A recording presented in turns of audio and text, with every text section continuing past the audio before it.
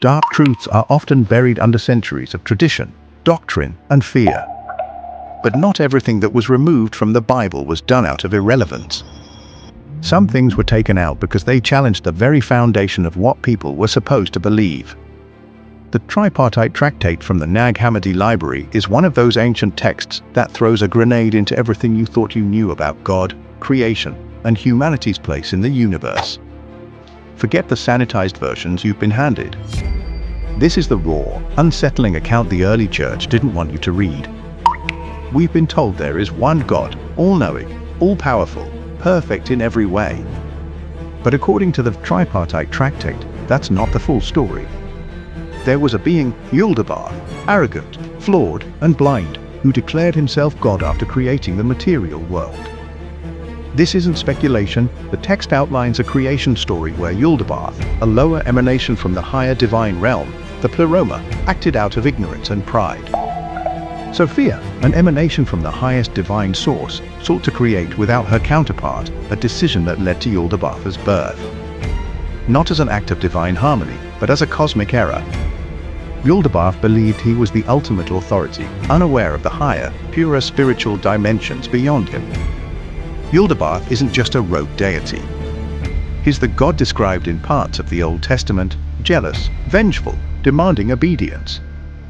Think about the contradictions: a supposedly all-loving God ordering mass slaughters, condoning slavery, demanding fear over love. The Gnostics, the early mystics of Christianity, recognized the inconsistencies and concluded that the God of the Old Testament wasn't the true source, but a deceiver keeping humanity trapped in ignorance. That's why the early church fathers branded them as heretics. It wasn't because their ideas lacked substance, it was because those ideas exposed uncomfortable truths. Yaldabaoth didn't stop at creating the material world. He manufactured a host of lesser beings, the Archons, designed to maintain control over humanity. These Archons, according to the Tripartite Tractate, manipulate human perception, clouding awareness with material distractions and false systems of power. Religion, politics, societal norms, all tools of control designed to keep humanity ignorant of its divine spark. And here's the part that should make you sit up: the Archons didn't just exist as some ancient myth. Their influence is embedded in the systems and institutions people bow to, ensuring that the truth remains buried. But the most shocking revelation is what this means for humanity. The physical body, according to Yaldabaoth's creation, was intended to be a prison. Lifeless. Useless. Until Sophia, out of guilt, infused it with a fragment of divine light, something Yaldabaoth didn't anticipate. That spark is the reason humans possess consciousness, creativity, and the capacity to question authority. To the Archons, this was a problem. Knowledge, gnosis, threatened their dominion. The very essence of what makes you was never meant to exist, at least not according to the false god who thought he was in charge. This wasn't some obscure belief held by a fringe cult. The Gnostics thrived in the early centuries of Christianity, presenting these ideas openly. It was only after the rise of orthodoxy, backed by Roman authority, that their texts were banned, their teachings declared dangerous. Imagine that, a global institution shaping spiritual belief for millennia by erasing texts like the Tripartite Tractate from history. And when the Nag Hammadi texts were discovered in 1945, it wasn't just an archaeological find. It was a disruption, a revelation that the official narrative wasn't just incomplete, it was manipulated. The Tripartite Tractate pulls no punches. It claims the world isn't the loving creation of a benevolent deity, but a flawed construct by a being who mistook himself for God. Humanity wasn't lovingly crafted, but formed as an accident, corrected only by a rebellious act from Sophia. And the so-called God-demanding worship? Not the highest power, but a cosmic fraud desperate to keep his creation ignorant. Conflict isn't just a human experience, it's cosmic. According to the Tripartite Tractate, long before humanity emerged, there was a war, an all-out struggle between dimensions, entities, and ideologies. Forget the peaceful creation narratives you've heard. This was chaos, deception, and rebellion on a scale beyond comprehension. The higher spiritual realm, the pleroma, represented perfection, unity, and knowledge. But outside that, something fractured. Sophia's unauthorized act of creation wasn't just a personal mistake, it triggered a cosmic chain reaction that dragged higher spiritual beings into conflict with a rogue force determined to assert absolute control.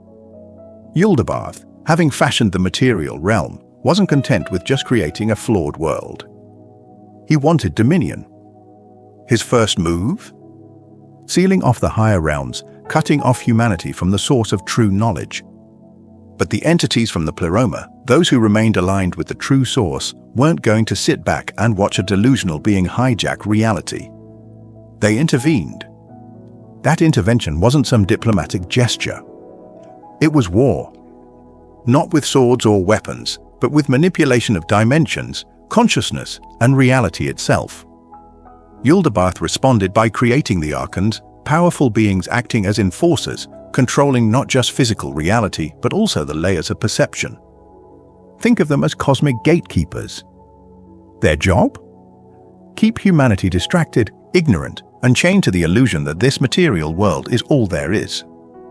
They designed intricate systems, false religions, authoritative structures, and psychological traps to keep consciousness from expanding beyond their control. This wasn't about physical conquest, it was about intellectual and spiritual domination. The battlefield was the human mind. And while Yaldabaoth consolidated power, factions within the higher realms launched a counter-offensive. Their strategy? Infiltration. They couldn't just rip apart the fabric of reality, Yaldabaoth's arrogance had fortified it. So, they took a different approach, subtlety. They embedded sparks of knowledge into humanity, clues, myths, symbols, all designed to awaken those capable of seeing beyond the veil. Gnostic teachings weren't just random philosophical musings, they were coded messages, survival tools in an interdimensional conflict. Every Gnostic gospel, every suppressed text was a fragment of a larger plan to undermine Yaldabaoth's grip. But Yaldabaoth wasn't clueless. He adapted. Seeing that direct oppression wasn't enough, he twisted the infiltration strategy against itself. He allowed fragments of truth to circulate, but corrupted them, turning potential awakenings into new forms of control. The Archons manipulated spiritual teachings, turning them into dogmas that served their agenda. Concepts like sin, guilt, and blind obedience weren't moral guidelines, they were weapons. Psychological warfare at its finest. If humanity couldn't be kept ignorant, it would be kept confused, constantly chasing false paths. What makes this even more complex is the inner conflict among the higher entities themselves. Not all beings from the pleroma agreed on how to handle the situation. Some believed direct intervention would destabilize reality further. Others argued that leaving humanity under Yaldabaoth's rule was an unforgivable abandonment. These disagreements weren't philosophical, they were strategic. Intervene too aggressively, and you risk fracturing the cosmos further. Move too slowly, and humanity's spark of divine consciousness could be extinguished entirely. This wasn't just Yaldabaoth versus the pleroma, it was a multi-layered conflict with shifting alliances, betrayals, and tactical gambits. Meanwhile, Yaldabaoth, increasingly paranoid, intensified his efforts. He didn't just rely on the Archons.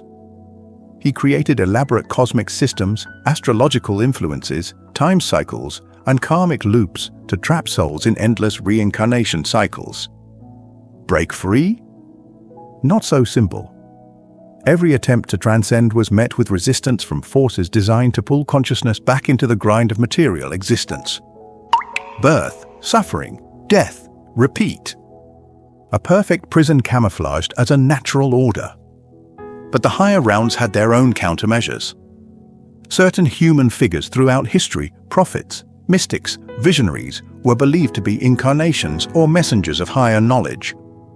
Their purpose wasn't to start religions, but to disrupt Yaldabaoth's control. Of course, most were either silenced, misunderstood, or co-opted into the very systems they sought to dismantle. Every genuine movement toward liberation was met with a counterstrike, often from within. The Tripartite Tractate doesn't present a neat, black and white conflict. It's messy. Layers upon layers of manipulation, intervention, and counter-intervention. Humanity sits at the center, caught between forces far beyond everyday comprehension. Yaldabaoth believes in his absolute authority. Pleroma fights to reclaim stolen light. And the Archons? They ensure that the battlefield remains obscured. This isn't about good versus evil in a conventional sense. It's about knowledge versus ignorance, freedom versus control, cosmic arrogance versus the struggle for truth. There was no grand design based on love or divine intention. Human creation was a series of mistakes, power plays, and unintended consequences. It was messy, accidental, and far from the perfect image you've been taught.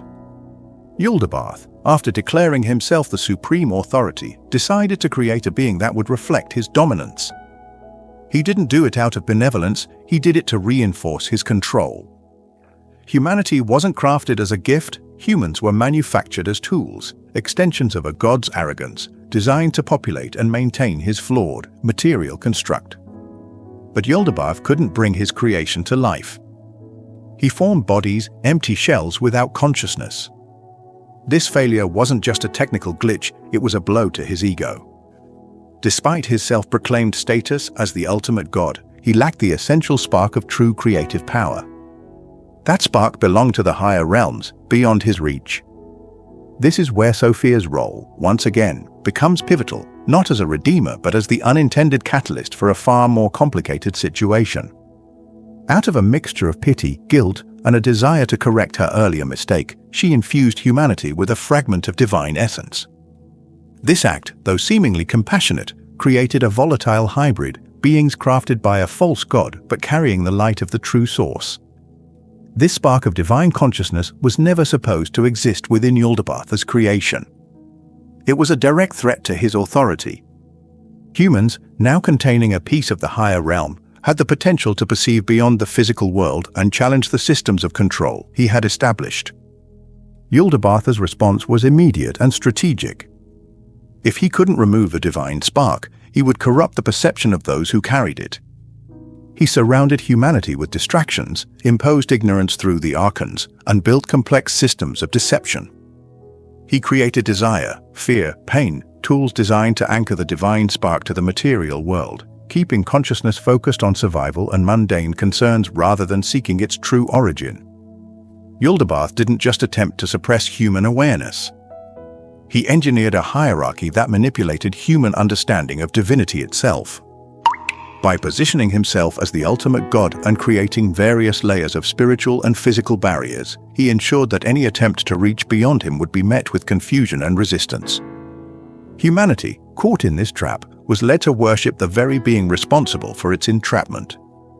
Rituals, doctrines, and moral codes were established, not for enlightenment, but to reinforce submission. The Tripartite Tractate pulls no punches in detailing how the human condition was deliberately engineered. Birth wasn't seen as a blessing, it was another mechanism of entrapment. Souls were cycled through reincarnation, repeatedly subjected to amnesia and indoctrination, ensuring they remained unaware of their true origin. Every physical desire, emotional attachment, and worldly pursuit was another chain. And yet, the spark within couldn't be completely extinguished. It flickered, often faintly, driving human curiosity, rebellion, and the urge to seek something beyond the material world. Yaldabaoth, understanding the risk of that flicker growing into a flame, went further. He weaponized knowledge. Half-truths were disseminated through false prophets and distorted spiritual teachings. Systems of belief were designed to appear liberating while subtly reinforcing dependence on external authorities. Even the concept of salvation was twisted, redirected toward worshipping the very entity that engineered the prison. It wasn't enough to keep humanity ignorant, they needed to believe that their chains were a form of protection or divine order. The Archons, serving as Yaldabaoth's enforcers, played their part by manipulating emotions, thoughts, and sensory experiences. They influenced dreams, implanted fears, and encouraged distractions. Every element of human experience, pain, pleasure, ambition, despair, was utilized to maintain focus on the material, preventing the spark from recognizing its connection to the higher realms. Knowledge of self was the ultimate danger to their control structure, and they treated it as such. The Tripartite Tractate doesn't offer comforting answers or easy solutions. It presents a stark reality. Humanity was not created in kindness, but forged out of arrogance and ignorance. The human body, far from being a temple, was initially designed as a cage. Consciousness, the very thing that makes you question, dream, and seek, wasn't a gift. It was a complication that the creators of this world didn't fully anticipate or understand. And that complication is precisely why so much effort has been invested in keeping you distracted, obedient, and unaware. Power doesn't just exist in politics or economics. It has roots in something far older, far deeper, and far more calculated. The real power structure controlling the world isn't made up of governments, corporations, or even religious institutions. Those are just fronts. The real architects of control are the Archons, cosmic enforcers created by Yaldabaoth, designed with one goal: keep humanity in line. These entities aren't just mythological figures, they represent a system of manipulation operating on every level of existence. You're not just living in a society. You're living in a system designed to keep you distracted, obedient, and disconnected from your origin. The Archons aren't physical beings you can point to. Their influence is insidious, embedded in the very fabric of reality. They manipulate thoughts, emotions, and perceptions. Think about how easily people get caught up in meaningless pursuits, how fear and desire seem to steer entire populations, and how systems of authority are rarely questioned. That's not accidental. The Archons thrive on chaos and ignorance, ensuring humanity remains preoccupied with survival, consumption, and conflict rather than seeking knowledge of its true nature. Their strategy is disturbingly effective.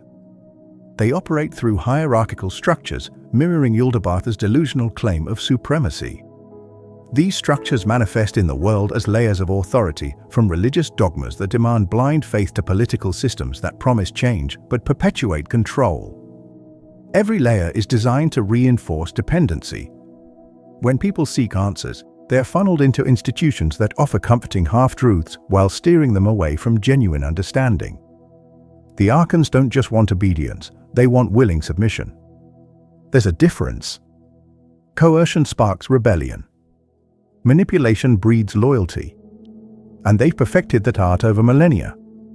One of the Archons' most dangerous tools is the manipulation of time and memory. The Tripartite Tractate implies that linear time itself is part of the trap, a construct that keeps humanity anchored in the material world, constantly looking forward or backward but never inward.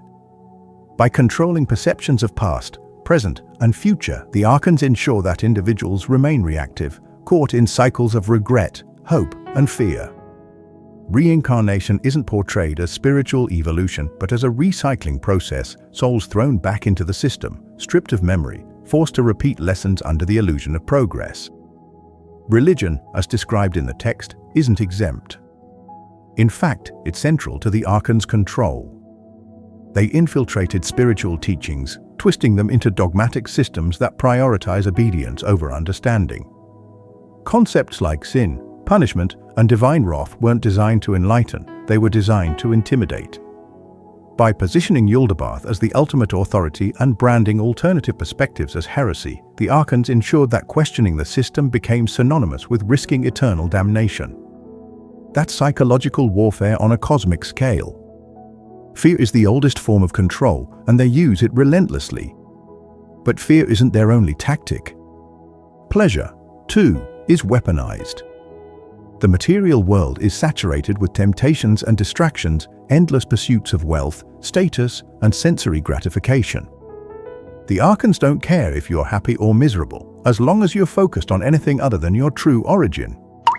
Pleasure and pain are just two sides of the same coin, tools to keep consciousness tethered to the physical. And while people chase fleeting highs or wallow in lows, the spark within remains dormant.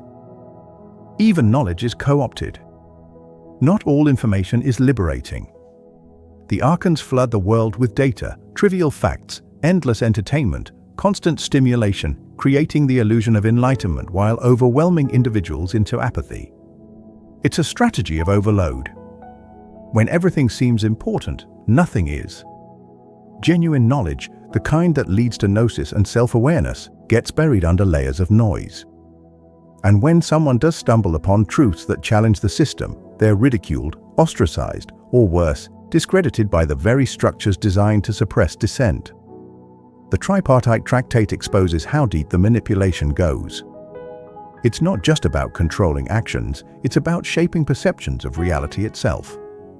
The Archons create false narratives, cultural myths, and societal norms that become self-reinforcing. People police themselves and each other, defending the very systems that oppress them.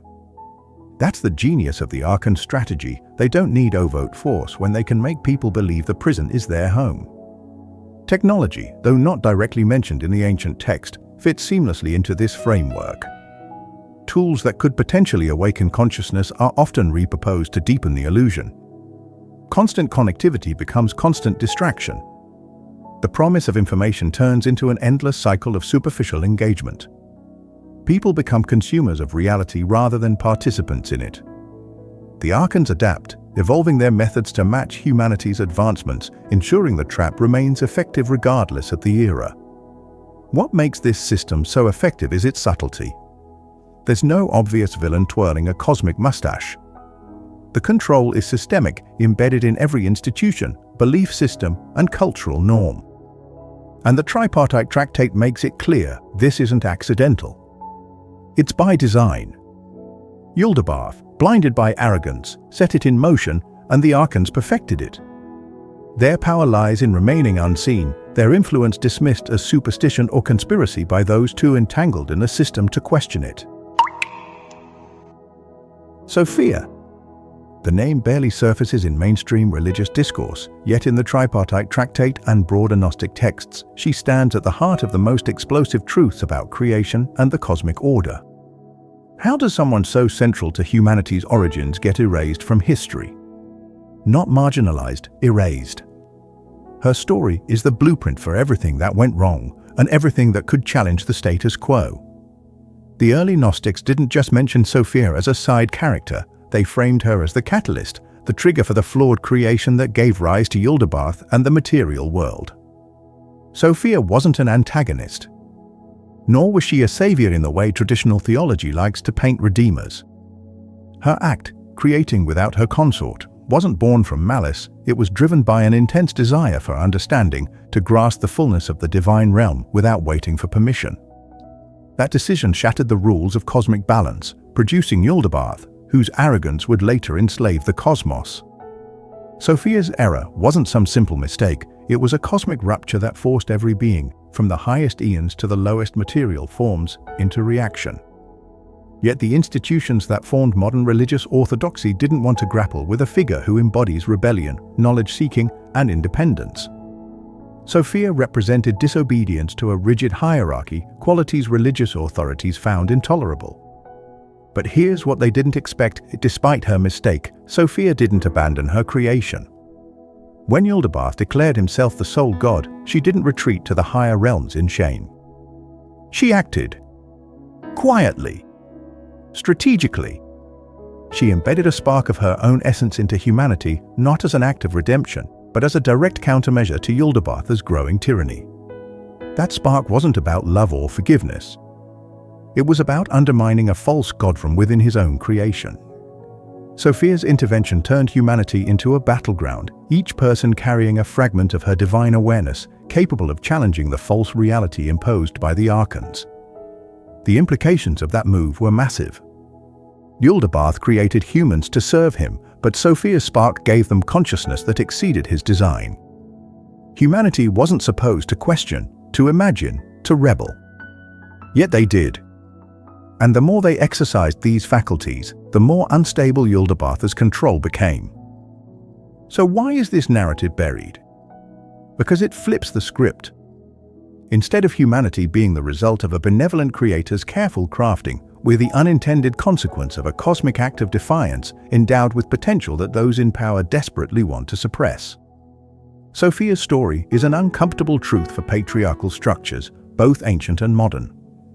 Here was a female figure in the divine hierarchy, powerful, autonomous, and capable of independent creation, being the source of both cosmic disorder and potential liberation. You think religious institutions wanted that narrative floating around? Hardly. So her story was demonized, her actions twisted into warnings about the dangers of pride and disobedience.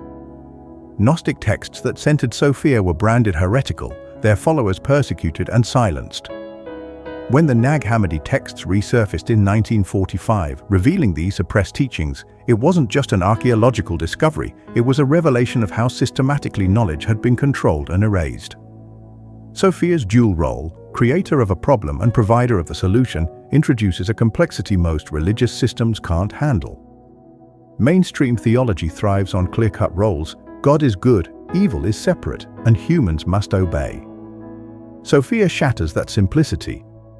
She shows that cosmic reality is messy, layered, and morally complex. Her actions challenge the black and white thinking that has dominated spiritual thought for centuries. The Tripartite Tractate doesn't offer comforting answers or moral platitudes. It presents a figure who, through her mistake, sets in motion both suffering and the possibility of enlightenment. That kind of nuance terrifies hierarchical systems built on unquestioning faith. And Sophia wasn't working alone. Her intervention set off ripples across the pleroma, drawing in other eons and sparking debates about how, or whether, to intervene further. Some viewed her actions as reckless, others saw them as necessary disruption. This wasn't just her story, it became the central crisis for the entire divine realm.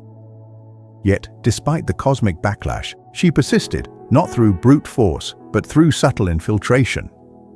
Her method wasn't direct confrontation, it was subversion. By placing a piece of herself in humanity, she turned every human being into a potential agent of awakening. That spark within us, originating from Sophia, is what the Archons have been battling to suppress ever since. Yaldabaoth's solution was control through fear, distraction, and misinformation. But no amount of manipulation could fully extinguish what Sophia ignited. Even when humans forgot their origin, that spark drove them to seek truth, challenge authority, and explore beyond the confines of their imposed reality. This wasn't a coincidence. It was by design, her design. What makes this even more radical is the implication that the path to awareness doesn't come from external salvation, but from internal recognition of the divine spark Sophia placed within. Institutions that depend on gatekeeping spirituality found this narrative intolerable. If people realized they didn't need priests, rituals, or dogmas to access divinity, if they understood that the power resided within them, the entire structures of control would crumble. The Tripartite Tractate doesn't waste time sugarcoating the truth about humanity's essence. It exposes a brutal reality: human beings are vessels, biological containers engineered for control. But inside that structure is something the Archons and Yaldabaoth never fully accounted for: a fragment of divine essence. So how do you contain a threat that can't be physically restrained? You attack its perception. That's exactly what Yaldabaoth and his Archons did. They couldn't remove a divine spark, so they buried it under layers of illusion, conditioning, and psychological warfare. The human soul, the carrier of that divine fragment, is constantly bombarded by forces designed to keep it ignorant of its origin. Every sensory input, every emotional trigger, every cultural norm serves to reinforce the illusion that the physical world is all there is. You're not just born into a body, you are born into a system meticulously designed to trap your awareness. And it's not just about physical distractions. The Archons weaponized human psychology. They introduced desire and fear as twin mechanisms of control, keep people chasing pleasures and running from pains, and they'll never stop to question why they're caught in the cycle to begin with. The Tripartite Tractate makes it clear the body was constructed to be a cage. Hunger, fatigue, lust, pain, all engineered experiences to tether consciousness to material reality. The divine spark might reside within, but it's constantly suffocated by the demands of the flesh. But that wasn't enough for Yaldabaoth. He understood that even amidst suffering, humans might start asking dangerous questions that could lead them inward toward that hidden spark. So he escalated. He manipulated belief systems, creating external gods and authorities that demanded worship and obedience. If people sought the divine, they'd be directed outward to a distant, authoritarian deity rather than inward where the true connection existed. Religion became a tool not of enlightenment, but of redirection. And the irony? People ended up venerating the very being responsible for their enslavement, convinced they were serving a higher purpose. The Tripartite Tractate doesn't present this as some abstract metaphor. It's explicit: the soul is under siege. The Archons operate across dimensions, influencing thoughts, dreams, and emotions to keep the divine spark dormant. They exploit memory, ensuring that each incarnation wipes away previous knowledge. Reincarnation isn't presented as a path to spiritual growth, it's a containment loop. Die, forget, be reborn, repeat. Each lifetime becomes another layer of conditioning, another opportunity for the Archons to tighten their grip. And when humans get close to awakening, when they start to feel that flicker of divine origin, Yaldabaoth's system activates countermeasures. Doubt creeps in. Fear intensifies. Distractions multiply. Anything to pull consciousness back into the material and away from the inner truth. It's not accidental that spiritual seekers often encounter their greatest struggles just as they begin to perceive the illusion. That's the system defending itself. The body-soul dynamic outlined in the Tripartite Tractate is a cosmic tug-of-war. On one side, the biological construct, perfectly designed to ensnare. On the other, the divine spark, constantly pressured but never fully extinguished. And that spark is dangerous precisely because it's not passive. It remembers. Buried beneath layers of conditioning, there's an awareness that knows the material world is a facade. That memory, faint as it may be, is what the Archons fear most. Because once the spark fully awakens, the entire control structure begins to unravel. The Archons aren't complacent. They evolve their tactics.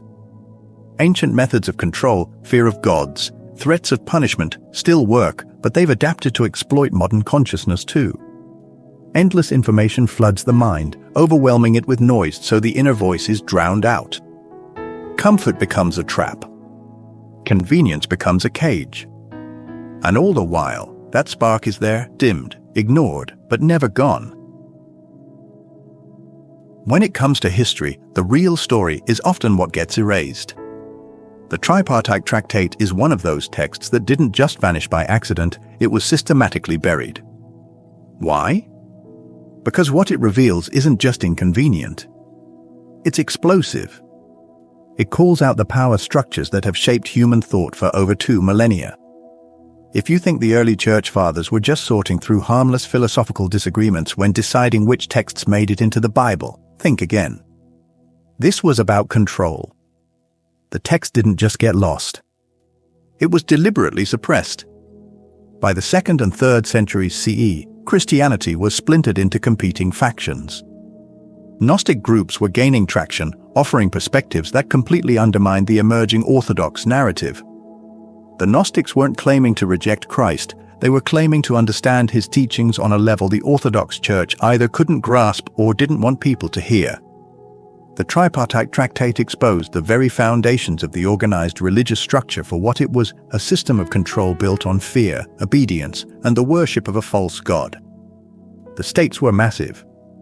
If people believed the Gnostics that the creator of the material world was a flawed, ignorant being, and that true divinity was beyond the God of the Old Testament, it would dismantle the theological hierarchy being built. The bishops, priests, and emerging church authorities didn't just need people to believe in God. They needed people to believe in their version of God, one that justified obedience, submission, and the authority of the church. The Tripartite Tractate was the opposite of that narrative. It told people a spark of divinity was inside them. No priest, no temple, no sacrifice required. That's not a message institutions founded on control can tolerate. So the campaign to suppress Gnostic texts went into full force. By the time of the First Council of Nicaea in 325 CE, the agenda was clear: unified doctrine, eliminate dissent. Books that didn't align with the approved narrative were branded heretical. They were burned, banned, and their followers persecuted.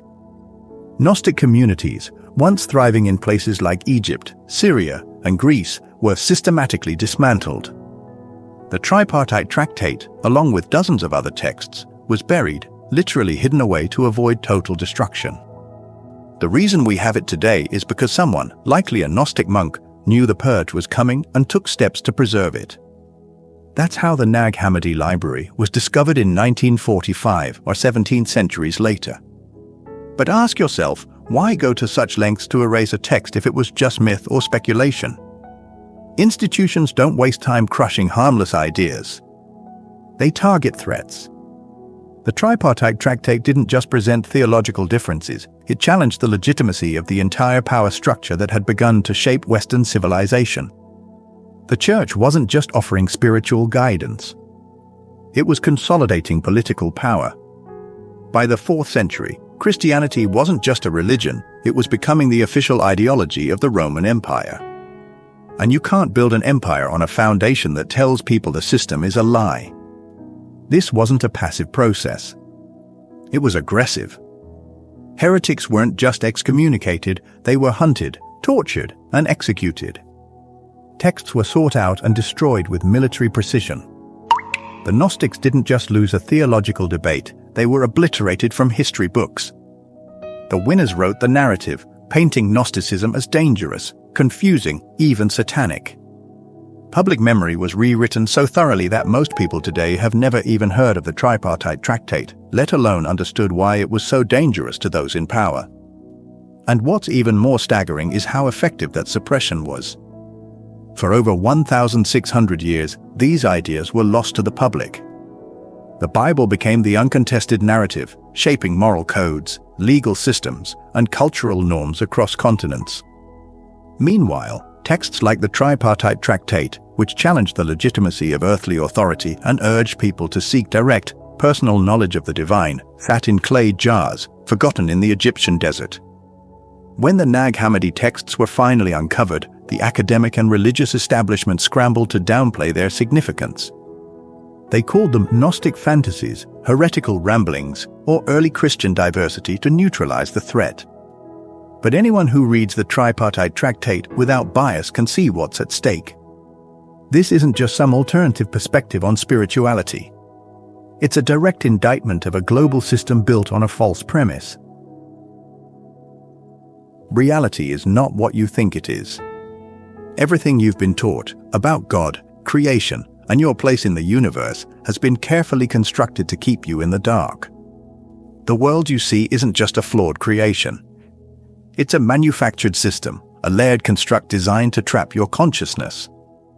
The question isn't whether you've been lied to. The real question is, how deep does the deception go? The Tripartite Tractate reveals a cosmic architecture far more complex and unsettling than any traditional religion dares to admit. There is the pleroma, the realm of fullness, the source of true divinity, and then there's the material world, a counterfeit reality crafted by a rogue being, Yaldabaoth, who mistook his limited power for ultimate authority. He didn't just create a flawed universe. He built a prison. The layers of this prison aren't just physical. They're psychological, spiritual, and dimensional. Every aspect of the material world, from time itself to the emotions you feel, serves to anchor you here, preventing awareness of the higher realms. Yaldabaoth and his Archons didn't just lock the doors to higher consciousness, they threw away the key and replaced it with illusions. False gods, distorted teachings, endless distractions, tools designed to keep you looking outward for answers that have been inside you all along. The Tripartite Tractate isn't subtle about this. It doesn't ask you to believe, it dares you to confront the possibility that the entire framework of reality has been manipulated. And if that doesn't make you uncomfortable, you're not paying attention. What's worse is how meticulously this system has adapted over millennia. Ancient civilizations were controlled through fear of wrathful gods. Later, organized religions codified those fears into doctrine. Today, the manipulation is more sophisticated, endless entertainment, consumer culture, the illusion of choice. But the core strategy remains the same: keep you focused on the external, and you'll never turn inward to discover the spark of divinity placed within you. That spark, the remnant of Sophia's intervention, is the one variable Yaldabaoth couldn't fully control.